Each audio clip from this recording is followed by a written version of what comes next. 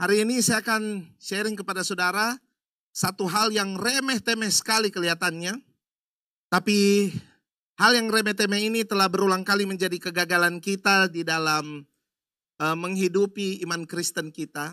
Dan hal yang remeh-temeh ini itu kemudian menjadi hal yang menutup kemampuan kita untuk menangkap fakta dalam perjalanan hidup kita bahwa apapun yang kita alami dalam hidup ini, kenyataannya Tuhan itu selalu lebih besar dari apa saja yang sedang kita hadapi.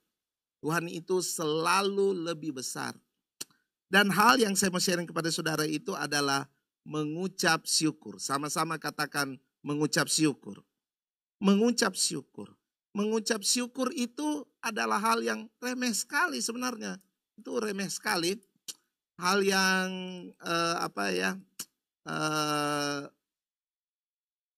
mudah sebenarnya dilakukan, tapi susah untuk diingat untuk harus dilakukan. Itu masalahnya.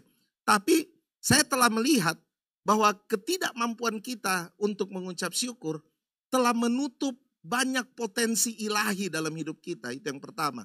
Yang kedua, ketidakmampuan kita mengucap syukur telah menutup kemampuan kita untuk menangkap, untuk disingkapkan tentang apa saja yang Tuhan sudah sediakan buat hidup kita. Nah itu yang penting. Kadang-kadang kita mengakhiri hidup kita tanpa pernah mengetahui lebih banyak tentang apa yang telah disediakan Tuhan buat hidup kita. Apa yang telah dituliskan Tuhan dalam hidup kita. Itu adalah sesuatu yang tragis. Padahal sebenarnya untuk punya kehidupan seperti itu harusnya sudah dari bumi ini. Tapi kita tidak punya itu.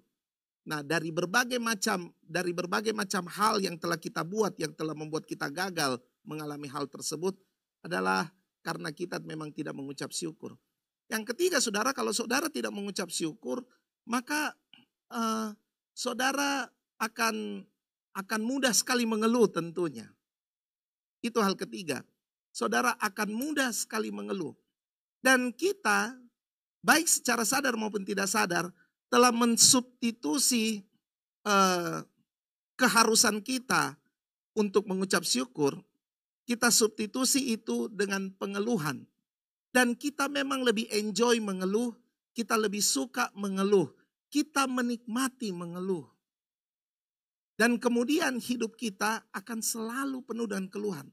Coba saudara periksa, coba saudara sambil saudara dengar apa yang saya sedang katakan ini, saudara coba rewind kembali apa yang terjadi dalam hidup Anda. Mana lebih mudah menjadi reaksi awal dalam hidup kita ketika kita menghadapi segala sesuatu? Apakah mengeluh menjadi reaksi awal atau mengucap syukur menjadi reaksi awal? Nah itu saudara jawab-jawab sendirilah, tidak usah disuruh jawab-jawab ini. Tapi ini merupakan pertanyaan perenungan supaya kita berpikir begini. Sebenarnya kita telah menghabiskan banyak kehidupan kita ini pada area yang mana? Dan ternyata kita telah menghabiskan diri kita lebih banyak pada mengeluh. Orang Israel sebenarnya tidak perlu berkeliling selama 40 tahun di padang gurun. Kita semua sudah pernah diajar, kalau saudara buka peta, maka saudara akan tahu bahwa sebenarnya ada jalan yang sangat pendek. Jarak itu mau pergi ke Mesir, ke Kanaan itu, pendek sekali. Kalau saudara pernah ikut tur-tur pergi ke tanah perjanjian, Covenant Land, maka saudara pasti mengerti. Kalau sudah lewat di jalan itu, maka saudara sebagai orang Makassar akan berkata, "Pace betul ini orang Israel." Pace memang, karena kalau dilihat jalannya, pendek sekali sebetulnya. Tapi mereka, Tuhan bawa ke padang gurun 40 tahun. Dan di padang gurun itu Tuhan sebenarnya sedang menyingkapkan sesuatu yang mereka tidak boleh bawa lagi di tanah Kanaan. Apa itu? Kebiasaan mengeluh. Kebiasaan mengeluh. Nah bayangkan orang Israel itu mengeluh di tengah-tengah mujizat. Mengeluh di tengah-tengah berkat. Ya. Dan mari saya beritahu kepada saudara, kadang-kadang pengeluhan kita justru terjadi di tengah-tengah kita diberkati.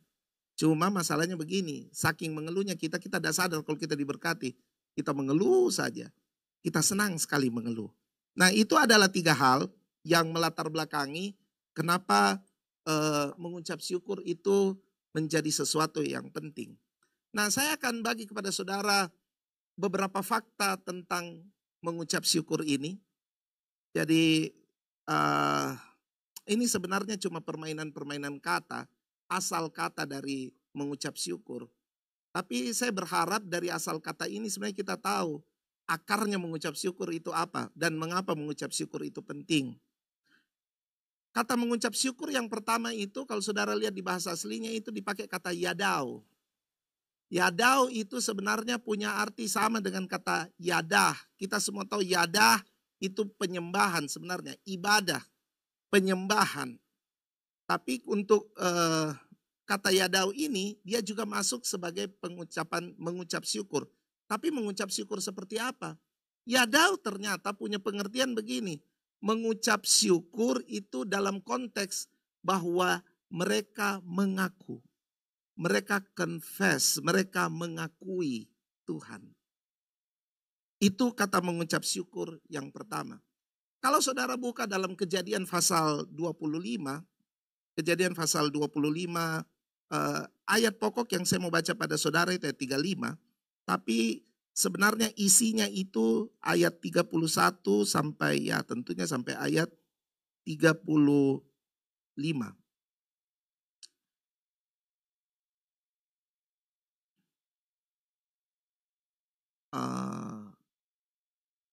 31, 25, 31, begitu kah kata-katanya? Sorry, bukan 25, 29, sorry. Maaf, saya enggak pakai kacamata jadi agak penglihatan enggak seperti Musa toh. Musa. Ya, 29. Kejadian 29 maksudnya. 29 ayat 31. Ayat 31 mulai. Maafkan saya salah informasi. Saya baca saja dulu dari sini nanti muncul di situ. Anak-anak Yakub. Ketika Tuhan melihat bahwa Lea tidak dicintai, dibukanyalah kandungannya tetapi Rahel mandul. Lea mengandung lalu melahirkan seorang anak laki-laki dan menamainya Ruben sebab katanya, sesungguhnya Tuhan telah memperhatikan kesengsaraanku. Sekarang tentulah aku akan dicintai oleh suamiku. Selanjutnya, mengandung pulalah. Mengandung terus saudara. Mengandung pulalah ia, lalu melahirkan seorang anak laki-laki.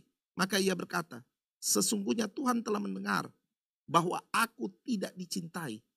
Lalu diberikannya pula anak ini kepadaku. Maka ia menamai anak itu Simeon. Mengandung pulalah ia, lalu melahirkan seorang anak laki-laki. Maka ia berkata, sekali ini suamiku akan lebih erat kepadaku.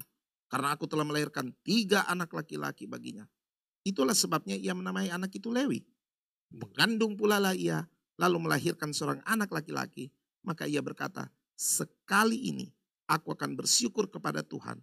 Itulah sebabnya ia menamai anak itu Yehuda. Sesudah itu ia tidak melahirkan lagi. Saudara, kalau saudara baca, kalau saudara perhatikan tadi bagaimana Lea menamai anak-anaknya. Di satu sisi, Lea itu mengucap syukur. Oke ya, saya ingin memperlihatkan 2 sisi kepada saudara. Di satu sisi, Lea itu mengucap syukur. Lea itu bilang bahwa semua yang terjadi itu karena Tuhan mendengar, karena Tuhan melihat. Semua Lea katakan seperti itu. Karena Tuhan mendengar, karena Tuhan melihat. Kalau saudara perhatikan tadi, dia mengakui bahwa kehamilannya itu adalah lebih daripada sekedar aktivitasnya dengan suaminya. Tapi dia mengakui bahwa kehamilannya itu adalah perbuatan tangan Tuhan. Dia mengakuinya. Makanya waktu saya baca-baca ayat ini, setiap kali dia mengaku, nanti dia mengandung lagi. Dia mengandung lagi, dia mengandung lagi. Saudara harus tahu keadaannya Lea. Lea adalah wanita yang tidak dicintai. Lea adalah wanita yang tidak diinginkan. Yakub bekerja kepada Laban. Ya. Saya suka sekali pakai apa istilah ini. Ini istilah sebenarnya saya dengar pertama kali dari Om Kris Manusama. Ya, istilah itu adalah begini. Yakub itu kerja sama omnya, ya notabene masih omnya ya, Laban. Yakub saja itu sudah penipu. Nah, dia bekerja pada Laban yang merupakan jenderalnya penipu. Laban ini jenderal, dia mahir sekali menipu. Jadi Yakub punya menipuan, belum apa-apa. Laban sudah katam, wah menipunya sudah jenderal lah dia. Jadi ya Laban ini betul-betul dia perdaya Yakub. Yakub dia lihat naksir sama Rahel. Laban bilang, Yakub minta sama Laban, boleh saya kawin sama anakmu Rahel? Oh boleh, boleh Ji. Kerja mau dulu sama saya 7 tahun. Oh kau kerja sama saya 7 tahun baru saya kasih Rahel. Jadi Yakub kerja kasihan 7 tahun. Alkitab tulis begini, saking cintanya Yakub pada Rahel, maka 7 tahun itu dirasanya sebentar saja. Memang kalau perasaan cinta begitu, waktu berjalan cepat. Yo, karena kita mau sekali tuh, wah pokoknya 7 tahun itu dia rasa sebentar saja. Tibalah 7 tahun, dia kawin. Nah mungkin saudara waktu baca kisah ini, saudara akan merasa bahwa bisanya itu tertipu Yakub. Masa dia tidur sama istrinya, dia tidak tahu bilang itu Lea. Nah saya cerita sedikit ininya, pernikahannya orang Yahudi itu seperti apa. Orang Yahudi kalau menikah itu dulu-dulu ya, ini dulu-dulu. Ada kebiasaan dulu-dulu ya. Ini bahkan belum jadi Israel mereka ini, belum jadi satu bangsa. Tapi kebiasaan dulu itu adalah kalau menikah perempuan itu betul-betul ditutup. Karena mereka sangat menonjolkan yang namanya kekudusan. Jadi perempuan itu harus perawan untuk menandakan bahwa dia itu suci dan kudus. Jadi biasanya kalau dalam prosesi pernikahan itu memang wajah perempuan itu tertutup. Lalu kemudian mereka akan berdansa-dansa begitu ya. Wah, dansa. Setelah dansa, kemudian dansa dengan semua peserta pesta. Setelah dansa, si suami istri ini yang menikah ini kemudian akan digiring supaya mereka masuk kamar. Ya, digiring. Kemudian mereka masuk kamar lah. Ya, mereka sudah di situ. Setelah mereka masuk kamar, dalam keadaan seperti itu pun perempuan itu tidak terbuka semua. Tidak dibuka semua. Karena kan masih mau harus diketahui apakah dia perawan atau tidak.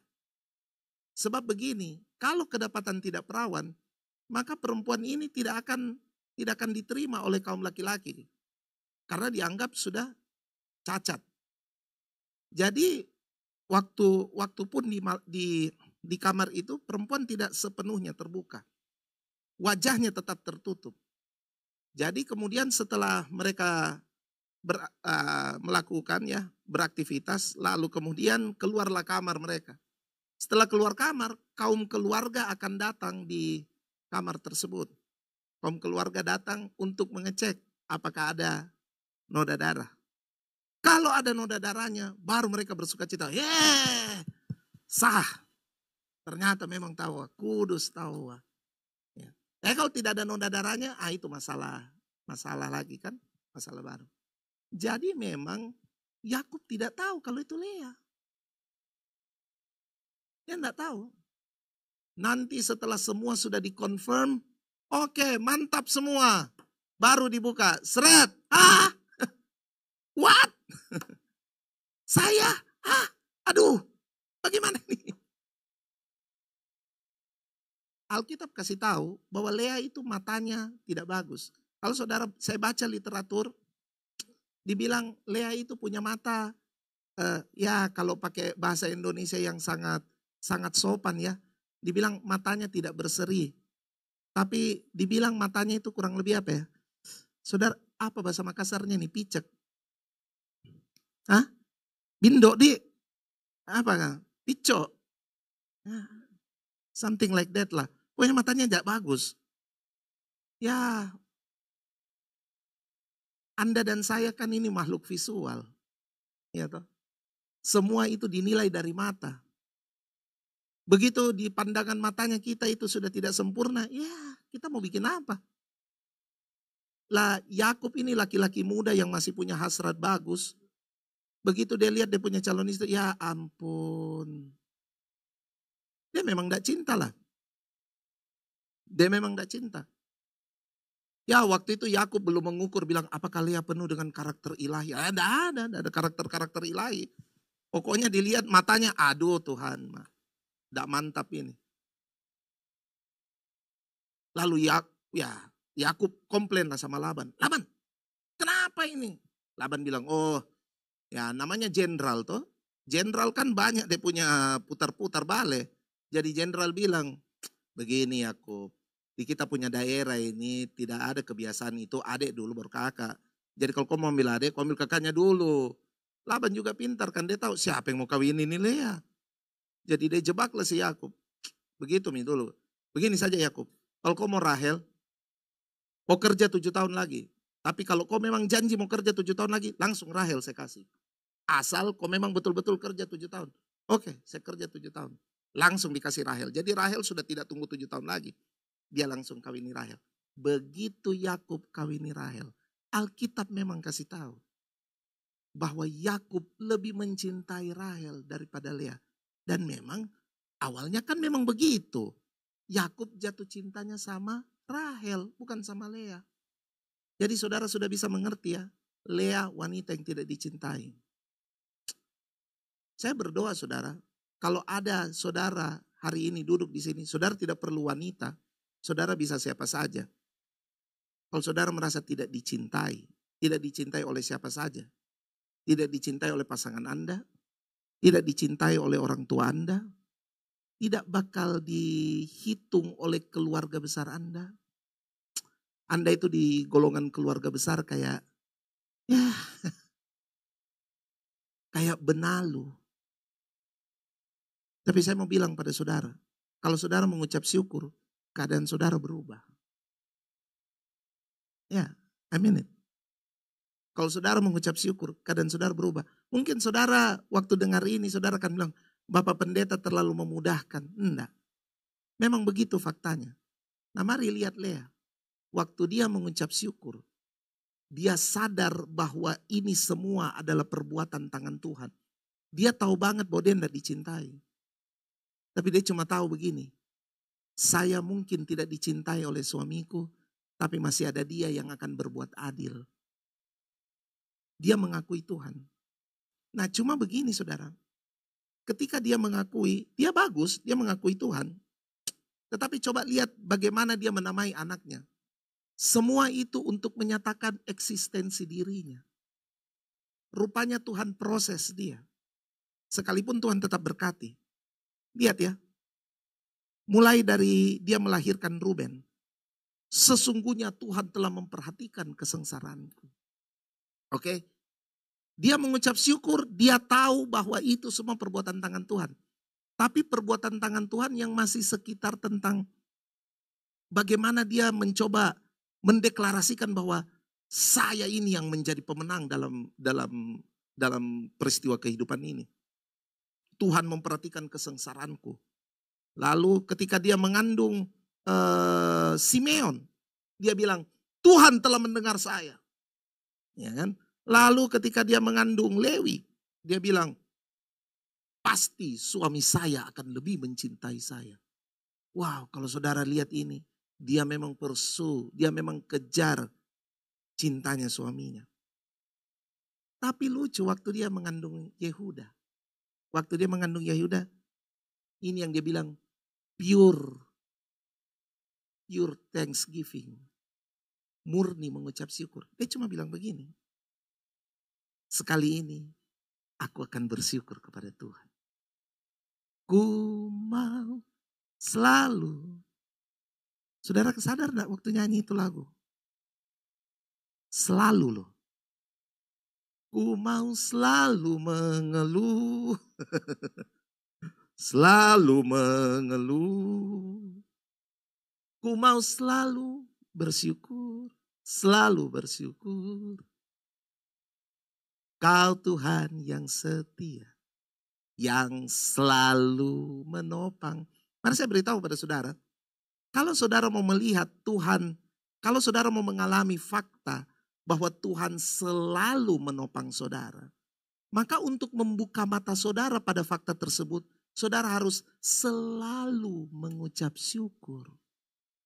Karena kalau saudara tidak selalu mengucap syukur, maka mata saudara akan sulit sekali menemukan fakta bahwa Tuhan selalu tersedia untuk menopang hidup saudara.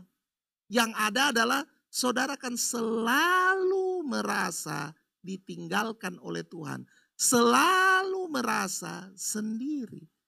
Dan kemudian saudara akan selalu mencari pertolongan-pertolongan di luar Tuhan. Saudara akan selalu mencari pengakuan-pengakuan di luar Tuhan. Saudara akan selalu mencari pengakuan atas eksistensi diri saudara di luar Tuhan. Ada istri yang pernah konseling saya, suami istri pernah konseling sama saya. Kemudian di ujung konseling itu istrinya mengakui. Istrinya bilang begini, 15 tahun saya menikah. Dia tatap suaminya dan bilang, 15 tahun saya menikah dengan kamu. Saya bekerja keras untuk diakui sama kamu bahwa saya telah menjadi istri yang baik. Tapi kamu selalu bicara tentang kekurangan saya. 15 tahun. Sementara saya tidak pernah bicara tentang kekuranganmu. Saya selalu belajar tunduk sama kamu. Nah, saya harus kasih tahu, suaminya ini adalah pelayan Tuhan. Suaminya tercekat, diam. Wah, 15 tahun ternyata istrinya merasa tidak diakui. Istrinya merasa tidak sempurna. Istrinya merasa tertekan. Mungkin kita tidak sadar ya. Hal-hal seperti ini kita tidak sadar. Kita telah membuat orang ter-underestimate dalam hidup kita. Dan ada kemungkinan kalau kita melakukan itu, mungkin karena saudara kurang bersyukur saja. Orang bilang rumput tetangga kayaknya selalu lebih hijau daripada rumput kita sendiri. Itu karena kita tidak mengucap syukur. Ya. Satu kali ada suami yang mengeluh dan bilang begini. Dia dengan pongahnya dia ngomong di depan saya dan bilang bahwa sekretaris saya jauh lebih cantik daripada istri saya.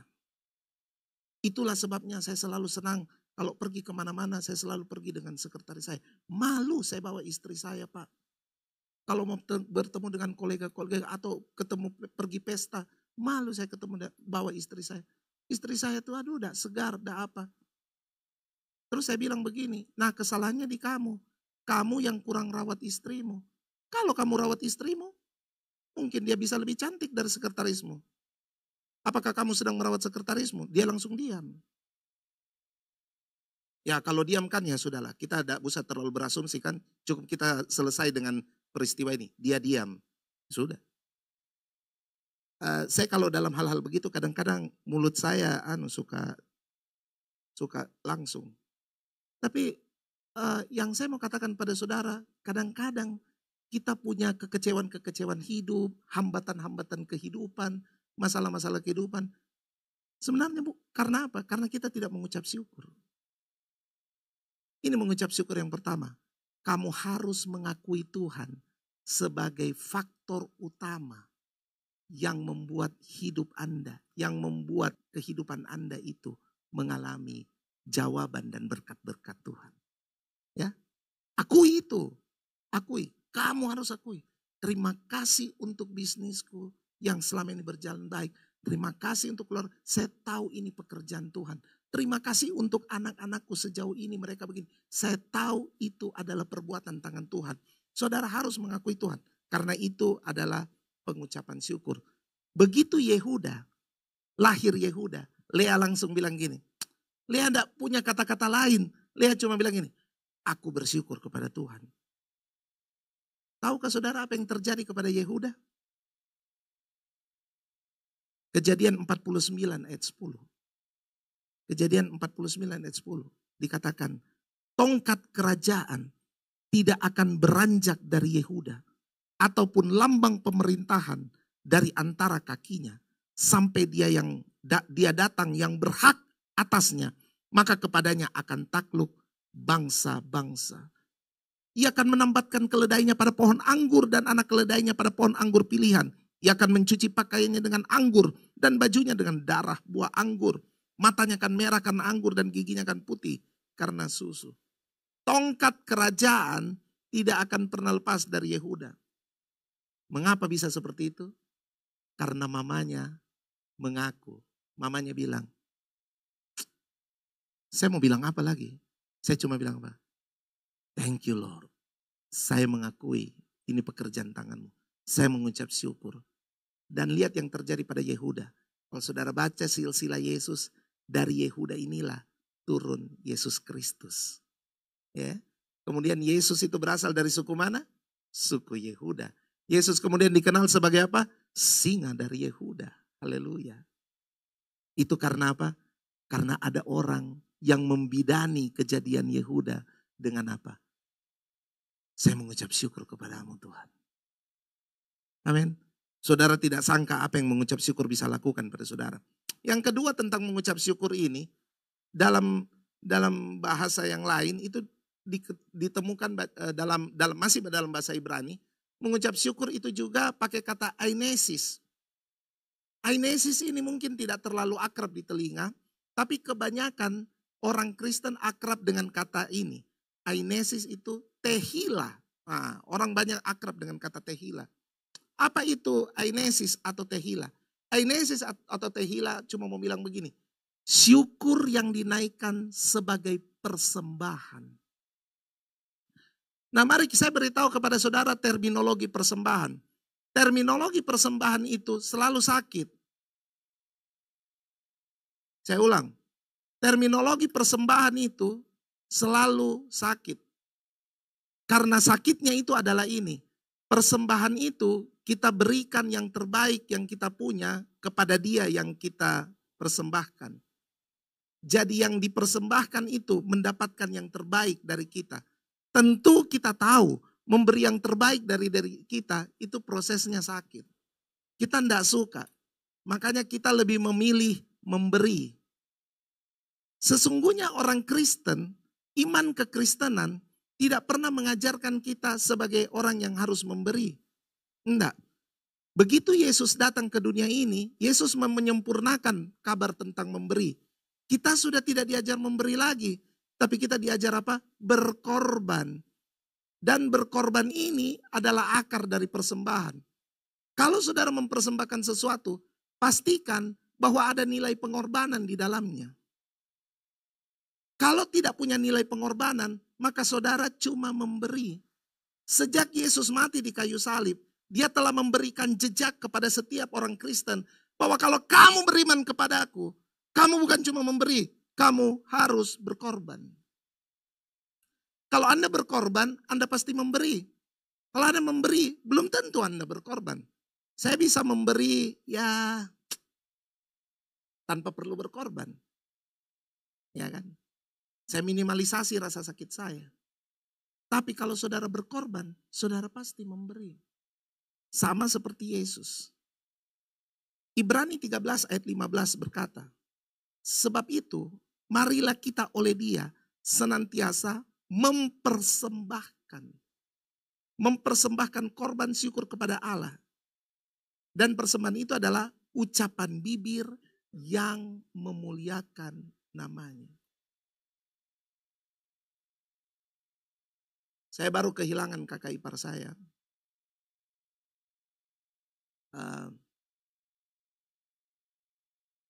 Sampai hari ini saya tidak terlalu suka kalau orang tanya-tanya, kenapa dia bisa pergi atau apa. Saya tidak pernah tanggapi, karena saya sangat berduka. Saya sangat berduka. Lebih daripada orang yang tahu, saya berduka sekali. Teti itu adalah orang yang saya pertama kali pacaran dengan istri saya itu minta izinnya sama Teti. Saya ngobrol sama dia, saya alasan antar dia ke kantor. Dia masih kerja di perusahaan Jepang waktu itu.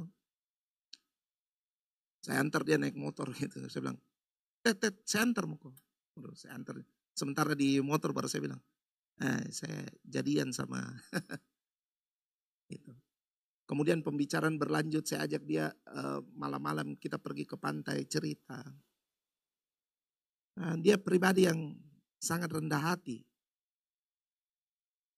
Saya berduka sekali waktu dia pergi.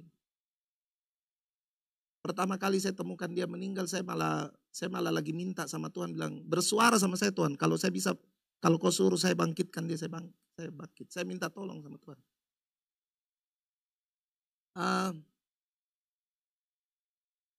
Tapi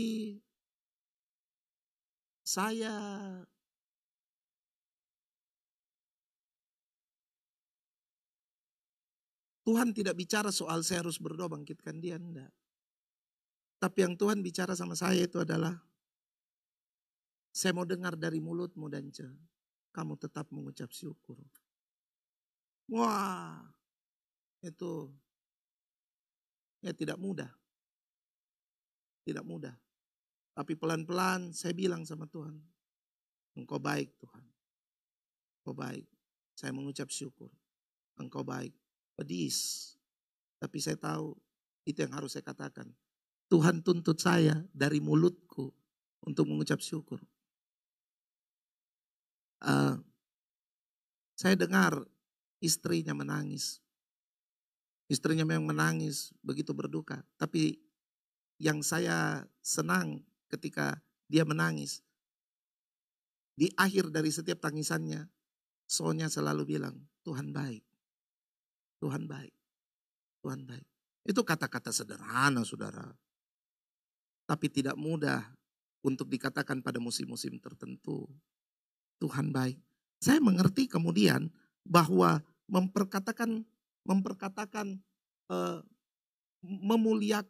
memuliakan nama Tuhan lewat bibir kita, itu bukan pekerjaan mudah. Sounds easy, tapi it's not easy. Karena ada tuntutan apa? Selalu. Ada tuntutan selalu. Kamu harus selalu menggemakan itu. Kamu harus selalu menggemakan itu. Saya pernah dengar cerita, ada istri yang di KDRT oleh suaminya. Dan waktu itu sementara dia sudah bertemu dengan pengacara dan kemudian mempersiapkan diri untuk bersidang dan menggugat cerai suaminya. Tiba-tiba Roh Kudus berbisik sama dia, sudahkah kamu mengucap syukur? Dan kemudian dia bilang begini, tentu tidak. Siapa yang mau mengucap syukur dalam keadaan di KDRT? Siapa yang mau mengucap syukur? Waktu dia jawab dengan jujur di hadapan Tuhan bahwa tentu tidak, dia betul jawab begitu. Tentu tidak. Tidak mengucap syukur. Lalu Roh Kudus bilang, coba mulai hari ini kamu mengucap syukur. Kamu mengucap syukur. Tadinya dia cuma buat dalam hati. Tapi kemudian Roh Kudus bilang, coba ucapkan dengan keras. Saya kemudian mengerti mengapa harus diucapkan dengan keras. Begini prinsipnya saudara. Firman itu harus didengar oleh telinga kita. Dan yang pertama kali harusnya menyampaikan firman ke telinga kita itu harusnya mulut kita. Kita selalu berharap di-assist dari mulutnya orang lain. Enggak saudara, itu harus dari mulutmu. Aduh Pak, saya bukan pengkhotbah, saya enggak mengerti banyak ayat. Oh enggak usah. Kamu cuma perlu apa? Mengucap syukurlah setiap hari. Mengucap syukur dengan suara yang keras. Kalau kamu mengucap syukur, kamu sedang latih telingamu untuk mendengar dan menerima fakta ilahi tentang pengakuanmu bahwa hanya Tuhan. Aku bersyukur kepada Tuhan. Aku bersyukur kepada Tuhan. Wah, telingamu kaya. Nah, yang kedua saudara, selain telinga kita mendengar, yang mendengar juga adalah iblis. Yang kata orang Batak, sibolis. Sibolis ini, dia bukan makhluk yang kalau saudara menggemakan dalam hati dia tahu. Enggak, iblis tidak maha tahu. Kita punya kesesatan berpikir adalah kita pikir iblis tahu. Enggak, iblis tidak tahu. Iblis tidak tahu. Iblis tidak maha tahu. Yang maha tahu itu Tuhan. Tapi kita kan pikir, kalau kita sudah bicara dalam hati ini berarti iblis tahu. Enggak, iblis tidak tahu. Yang bicara dalam hatimu itu adalah dirimu, hawa nafsumu mungkin, ya, hati nurani. Itu ada pelajarannya sendiri. Tapi iblis tidak maha tahu. Iblis tidak maha tahu. Tapi kalau saudara menggemakannya, maka iblis dengar. Nah, masalahnya kita yang lebih banyak kita gemakan bukan mengucap syukur kan? Nah, yang iblis koleksi dari kita adalah hal-hal seperti itu. Begitu dia koleksi hal-hal di luar dari mengucap syukur, oh iblis tepuk tangan. Mantap, teruskan bro. Tapi kalau kita menggemakan ucapan syukur di hadapan Tuhan, wah koleksi iblis itu enggak enak. Iblis kamu akan selalu memagari dirimu dari serangan kuasa kegelapan. Sebenarnya saudara, memagari diri kita dari serangan kuasa kegelapan itu bukan hanya karena kita bukan itu, bukan hanya itu. Tapi hal yang paling awal dan sederhana yang saudara lakukan ketika Anda selalu mengucap syukur, Anda sedang membentuk benteng perlindungan atas hidup Anda sehingga iblis tidak dapat mencegah Anda. Iblis tidak dapat mendekati Anda. Karena sekeliling tembok kehidupan Anda adalah ucapan syukur kepada Allah. Makanya Ibrani katakan, ucapan bibir yang memuliakan Allah. Amin. Bangun pagi mengucap syukur. Saya tiap pagi saudara, tiap pagi saya bangun, saya pasti akan bilang, saya mengucap syukur kepadamu Tuhan. Dari ujung kepala sampai ujung kakiku diberkati oleh Tuhan. Setiap sel-sel tubuhku aku berkati. Setiap ini saya memperkatakan berkat atas semua aspek kehidupan saya. Saya bangun pagi dan saya pastikan saya harus lakukan itu. Karena apa? Pagi hari saya mendeklarasikan kekuasaan Tuhan atas hidup saya. Itu penting. Jangan saudara anggap remeh. Ketika kita melakukan itu, maka seluruh paradigma kita sepanjang hari itu adalah it's all about God. Apa yang saya buat adalah Kolose pasal 3. Apapun yang saya kerjakan dan saya lakukan, semuanya saya kerjakan itu seperti untuk Tuhan dan bukan untuk manusia. Yang ketiga, mengucap syukur itu sebetulnya adalah kesetiaan, tanda kesetiaan. Trustworthy. Saya baca di bahasa Inggris, kata mengucap syukur itu ternyata dihubungkan dengan kata ini, trustworthy. Trustworthy atau dalam bahasa aslinya dibilang pistos. Pistos itu adalah faithful, kesetiaan. Ternyata mengucap syukur itu adalah bentuk kesetiaan. Persembahan kesetiaan. Lukas 16 ayat 10 berkata, barang siapa setia dalam perkara-perkara yang kecil, ia setia juga dalam perkara-perkara yang besar. Dan barang siapa tidak benar dalam perkara-perkara kecil, ia tidak benar juga dalam perkara-perkara yang besar. Artinya begini saudara, kesetiaan saudara itu yang memaintain saudara untuk dipercaya hal-hal yang lebih lagi. Tapi kalau saudara tidak setia, artinya tidak bersyukur, saudara tidak setia, maka saudara pasti tidak benar. Lihat Alkitab bilang, Tuhan Yesus bilang, dan ini yang saya suka ya, Tuhan Yesus ngomong begini, dan barang siapa yang tidak benar. Dia enggak bilang, oh dan barang siapa yang tidak setia. Enggak, dia bilang, dan barang siapa yang tidak benar dalam perkara-perkara yang kecil. Saya waktu baca ayat ini saya agak kaget. Kenapa dia tidak bilang, dan barang siapa yang tidak setia. Karena yang pertamanya dia bilang soal setia. Tapi dia bilang gini, dan barang siapa yang tidak benar dalam perkara yang kecil.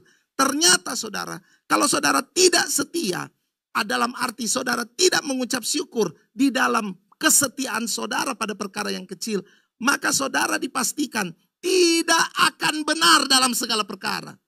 Tidak ada yang benar yang saudara lakukan. Tidak benar. Kenapa banyak orang bergumul dengan ketidakbenaran dalam hidupnya? Ya sederhana, tidak mengucap syukur.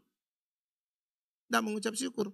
Makanya yang dipikirkan selalu adalah cara-cara yang tidak benar. Ya kan?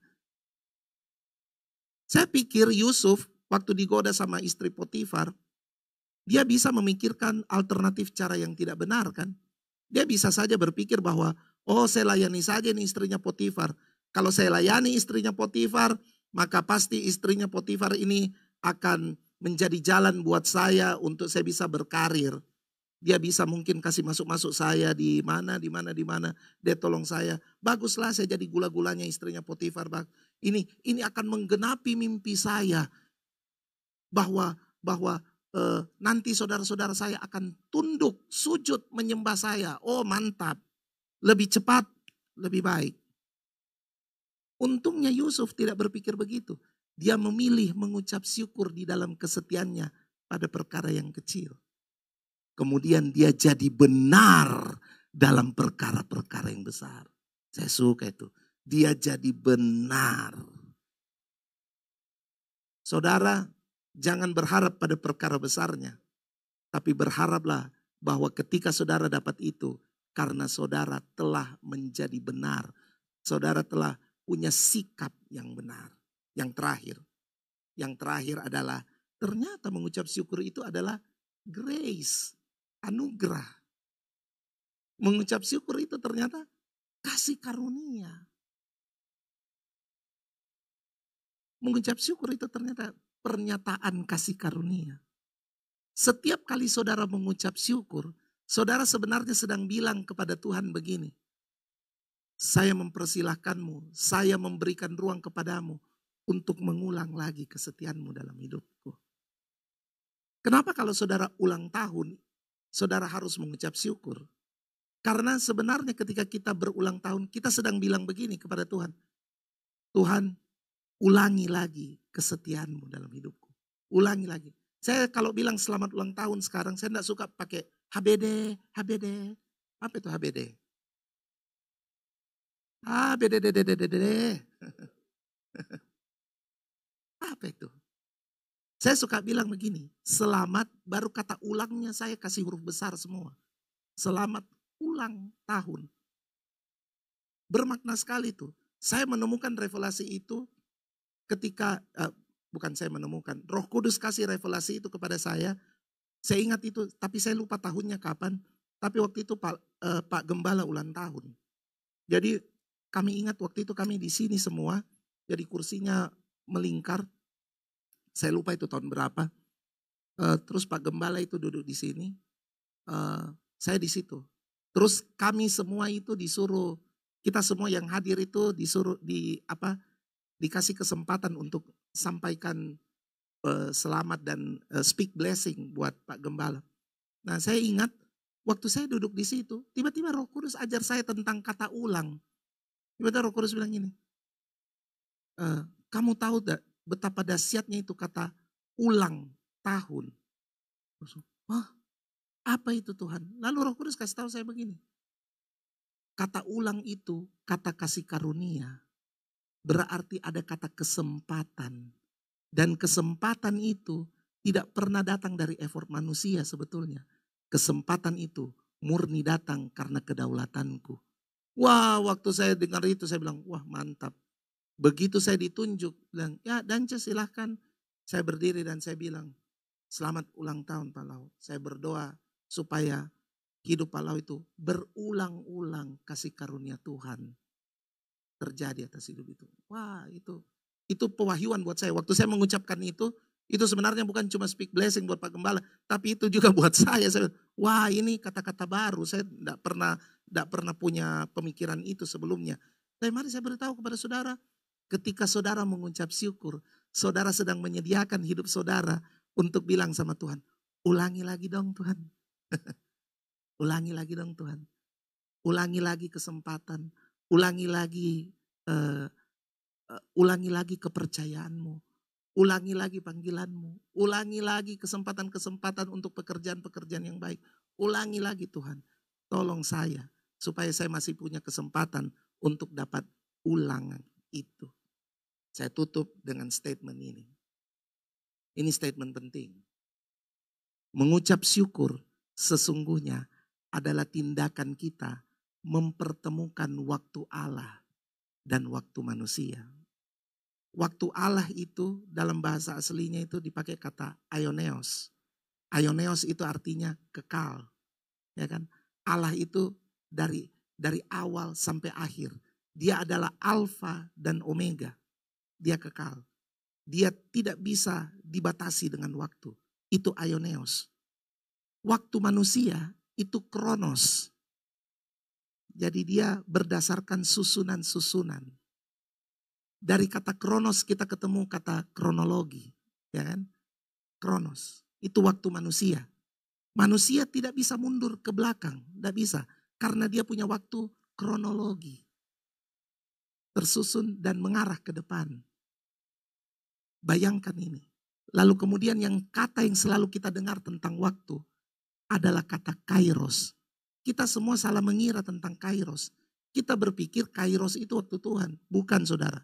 Tidak seperti itu. Kairos itu adalah ini. Ketika Aioneos, waktu Allah yang kekal, itu bertemu dengan Kronos, waktu manusia. Ketika Aioneos bertemu Kronos, terjadilah Kairos. Apa itu Kairos? Kairos itu sebenarnya favor, perkenanan Tuhan. Bagaimana saudara mempertemukan Aioneos dan Kronos? Mengucap syukurlah. Setiap kali Anda mengucap syukur, Anda membuka kemungkinan yang lebar untuk waktu Allah yang kekal bertemu dengan waktu hidupmu yang terbatas. Dan ketika ini bertemu, ini akan menjadi ketepatan waktu untuk Tuhan menjawab doamu. Tuhan bekerja atas hidupmu, Tuhan melakukan mujizat atas hidupmu, Tuhan menyatakan karyanya dalam hidupmu, dan Tuhan membuat matamu melihat revelasi atau pernyataan-pernyataan penyertaan Allah dalam kehidupanmu. Mujizat pasti terjadi kalau saudara mengucap syukur.